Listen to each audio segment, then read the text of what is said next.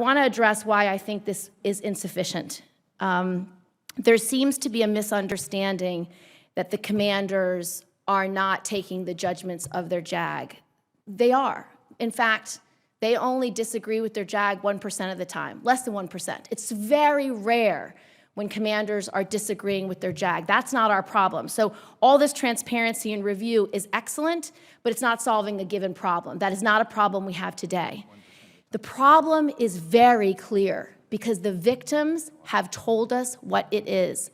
And I'm just distressed that the victims' voices aren't being heard in this debate, not nearly enough. The victims say it is the climate that they fear retaliation. Their commanders are not creating a climate where they fear they can report without being blamed, being retaliated against, being marginalized, having their careers be over. That is the commander's responsibility. If they are creating a climate of fear and there is retaliation within their ranks, they are not maintaining good order and discipline. The victims tell us they do not report because of chain of command.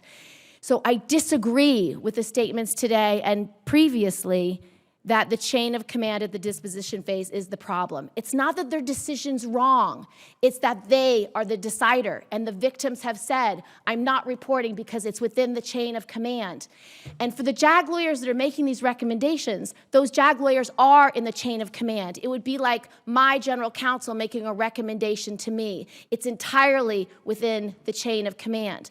The reason why our bill is different is it's asking a set of JAG lawyers who do not report to the chain of command to make these decisions independently so that the victims can perceive that it is not within the chain that the decision was made. Because if you look at the victims' descriptions of what happens to them, their assailant is usually someone senior to them, someone up the chain, someone senior, more decorated, Purple Heart recipient, someone who have done great acts of bravery.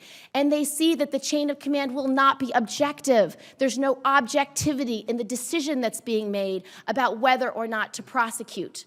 It's not that the commander is disagreeing with his lawyer.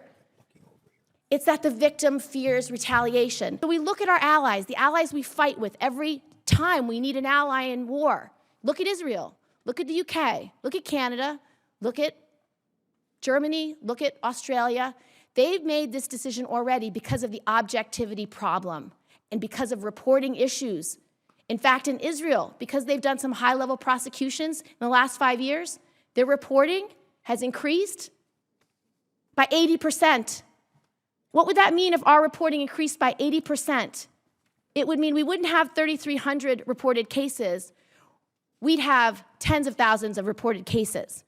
And if that many are reported, how many are going to go to trial? A lot more than 300.